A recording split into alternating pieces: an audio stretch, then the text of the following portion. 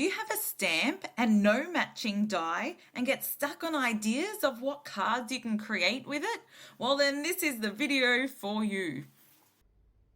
Hi everyone, I'm Steph from Chaos in the Craft Room. Thank you so much for joining, and I'm really excited to share with you my 7 techniques of what I do with a stamp with no matching dies. Now, I hate fussy cutting, and I'm not sure if you do too, but I hope you find something helpful out of these techniques that I show you today. If you're new to my channel, I would love your support to hit the like and subscribe button, and let's get started. Today I'll be using the Close to My Heart Happiness Never Grows Old stamp set, and because you don't always have the stamp set, which sometimes does make it a little bit easier, I'm just going to use one of the flower stamps, and that way you can use this technique even if you only have a singular stamp by itself, not part of a set. And because I don't have the matching dies, I often avoid using this stamp set. And if I make a card, this is the standard type of card that I create. And it does look really nice, but it does get a bit boring and it's not as fun to create. So let's see how we can get more out of the stamp sets we already have when we don't have the matching dies. And I generally hate fussy cutting, so I'm going to avoid using any fussy cutting in these techniques, well, except for maybe one example, but I'll show you an alternative of how to do it if you don't like fussy cutting at all. Okay, so for technique number 1, we're going to be changing up the background. So really, we're going to be stamping it the exact same way as I did for the original card that I showed you, but we're just going to be focusing on changing the background to give it different effects or coloring the image in different ways. So I generally use the Memento black ink pad when stamping my images, and I always use my Misty as I'm quite a clumsy stamper and find it really a lot easier to get crisp results this way using my Misty. So for the very first card that I've created, just by changing up the backgrounds, is by not coloring the image at all and just using a border with lots of colors and adding a little sentiment strip onto it. And I find it really effective, and this is a super easy way to create a fun card. For this second card, I've just used an alcohol ink background that I already created and stamped the image onto that. So it's already created some interest in the background, and I've just used some foam tape under the sentiment strip to also add a bit of dimension. For this next card, I've just done some simple ink blending, just using a piece of paper to section off each of the colors. And I'll be going through the process of how I create my other cards in my other techniques, but I just want to show you this one here, and I didn't want you to have to watch the ink blending because a lot of you are already familiar with that. And for the final card in this section, it's really just a reminder you don't need to color in the inside of the image. Here I've actually gone around the outside of this image with a texture which really highlights the shape, and although it's very simple, I think it's a very effective technique. Okay, so on to technique number 2, and this one's off-center stamping. Now this is something you've probably done before, but I often forget about it when I'm thinking about card designs, especially when I really like the full image of the stamp. And this technique can be used for all stamps, even if you have a person or an animal. They could be peering out from the edge of the card. And I'm really yet to find an image that I feel like this doesn't work for. So I'm just using my Misty angle there on the side to line up the cardstock away from the edge of the Misty, because this is sometimes necessary depending how big your stamp is and in what direction you want to stamp the image, as it might hang over the edge of the Misty. However, I didn't have that issue with this card in the end because of the way I wanted to stamp it, but this does come in handy with this technique.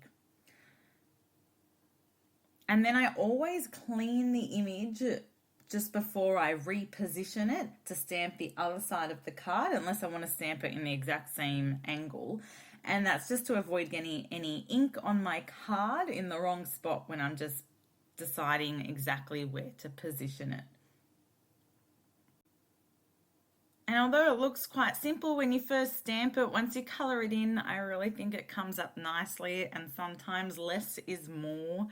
And you can always add a border to the edge of the card to tie in that colour all the way around the outside as well. So here are two examples of the ones I've coloured in.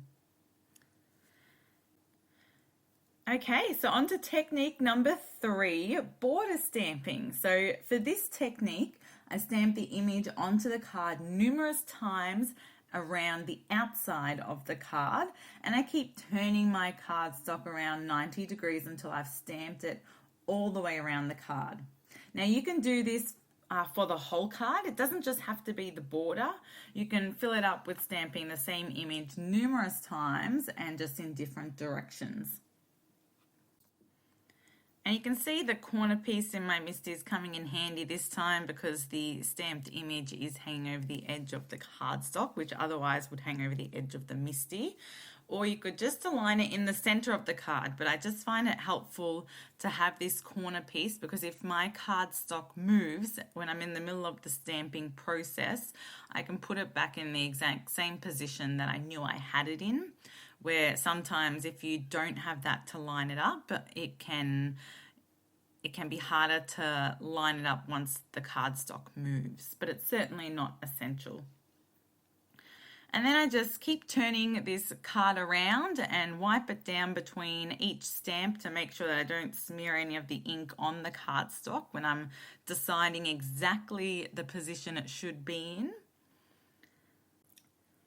And I just absolutely love this technique and decided to create a few different cards, and I coloured them in using my alcohol markers, but don't forget you can also change the look of the card by changing the methods of colouring in. So for example, you could always colour in with watercolours, and just make sure you're using something that doesn't run with the watercolour, like use an embossing powder instead of an ink.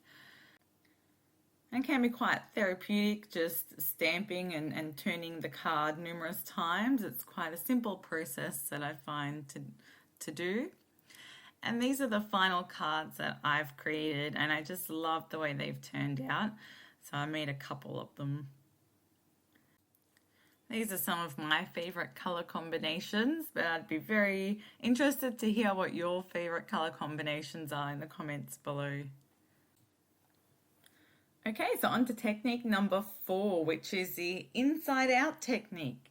And for this technique, I just start by creating my card base and score using my buddy to create the card base. And for this card design, we're going to create a window in the front of the card, and we're going to actually stamp the image on the inside of the card that we can see through from the outside. So I'm just using one of my Lawn Fawn stitched rectangular dies, and I'm just going to stick there and run it through my Big Shot machine. So you can use any die that doesn't match the shape of the actual stamp that you have, which is one of the benefits of this design.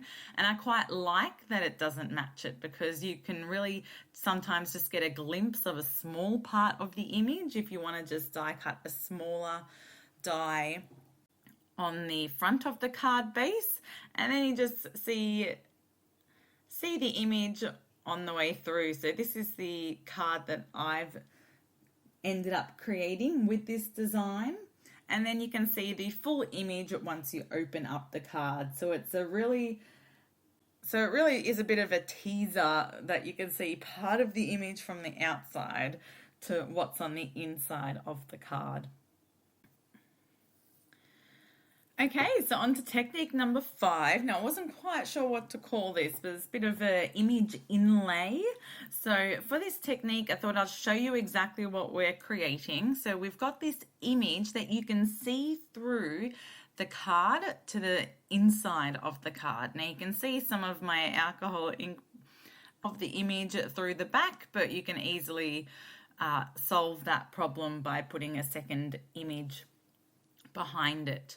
Now, for this technique, yes, I admit we do need to fussy cut the image, but at the end, and when I've shown you how to create this, I will show you how you can do it without fussy cutting with an alternative method.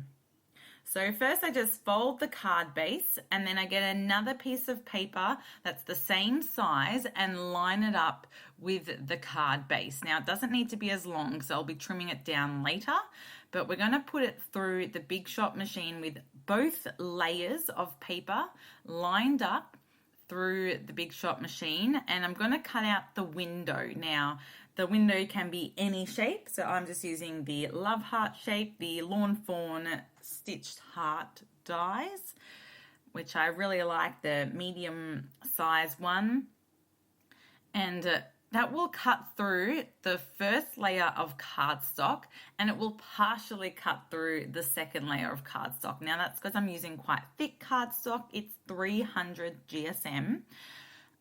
And so it will depend on what thickness paper you're using, but that's fine. The reason why I like doubling it up is because it leaves that imprint into the second one. So I pop out the die from the first page, which creates our card base, and then for the second piece of paper there, because it's already created that imprint, it sits in really nicely. That die just sits into the grooves that we've already created. So I know I'm cutting out the image in the exact same position. Now that's the key to this technique, because we want the image and the die to be in the exact same position, because we're going to stick this cardstock, we're going to trim it down and stick it on the inside of the card base, and that's so we can hide the edges of our stamp that we've fussy cut around.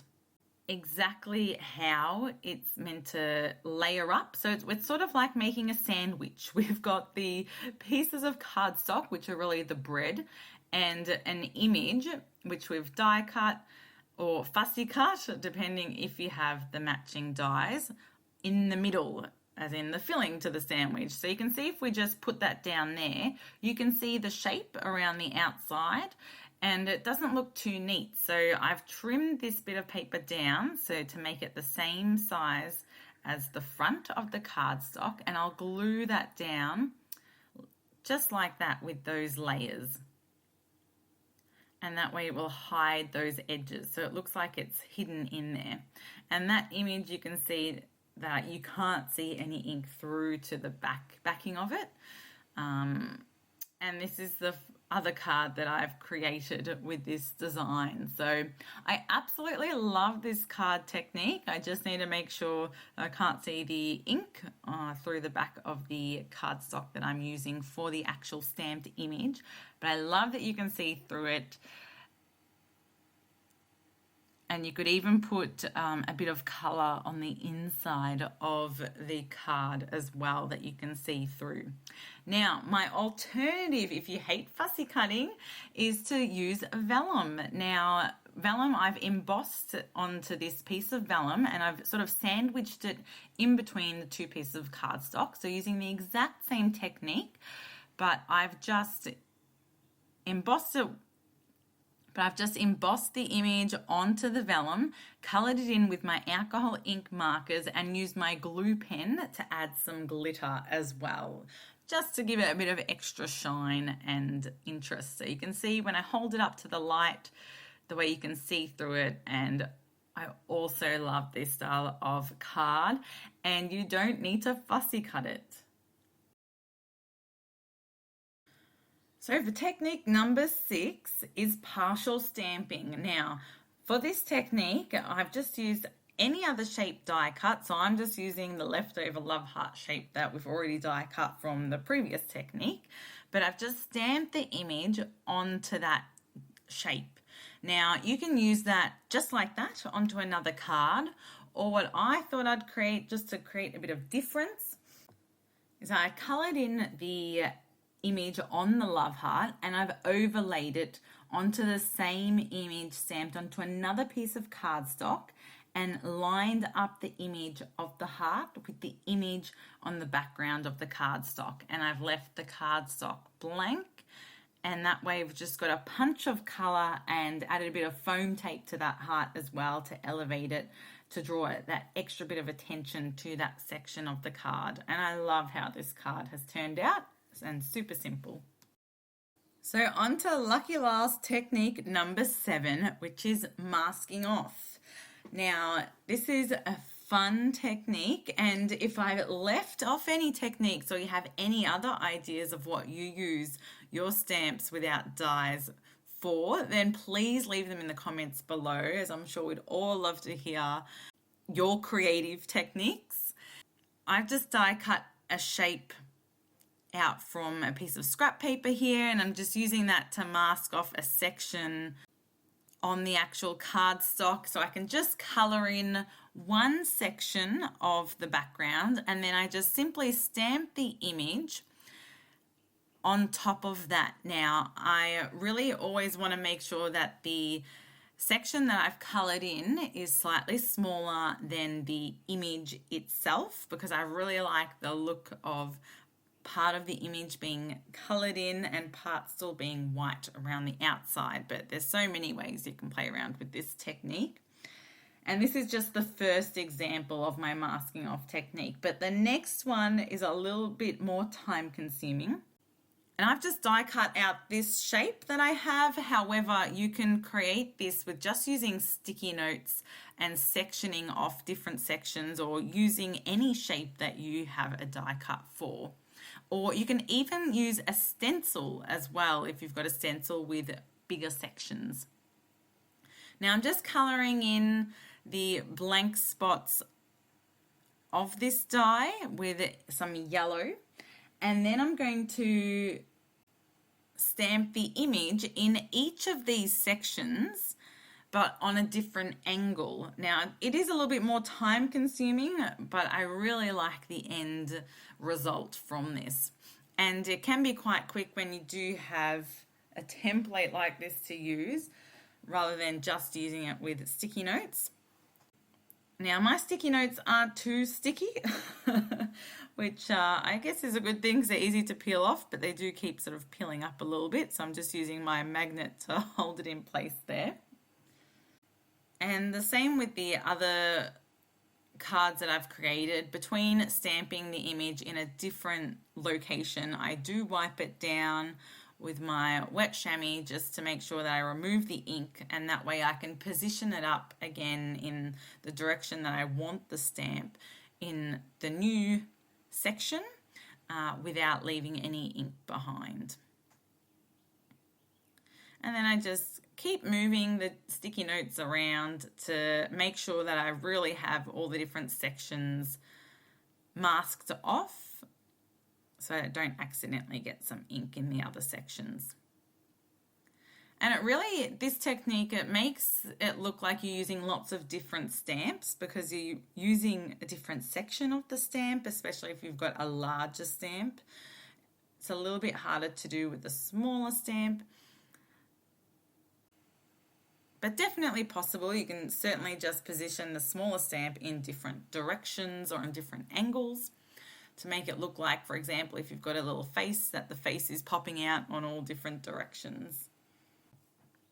And don't forget, you can create your own sort of mask as well, using a range of different shapes or dies that you have to create whatever background and mask you want as well. So you can get really creative with this as well. And the reveal is one of the funnest parts of this card, and you can just trim down the edges.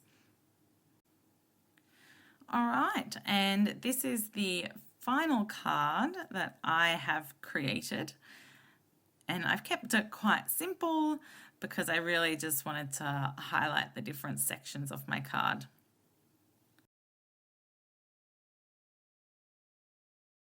Thank you so much for watching today. I hope you found these tips really helpful. If you're new to my channel, I would love your support to hit the like and subscribe button. Or if you have any additional ideas of what to do, please pop them in the comments below.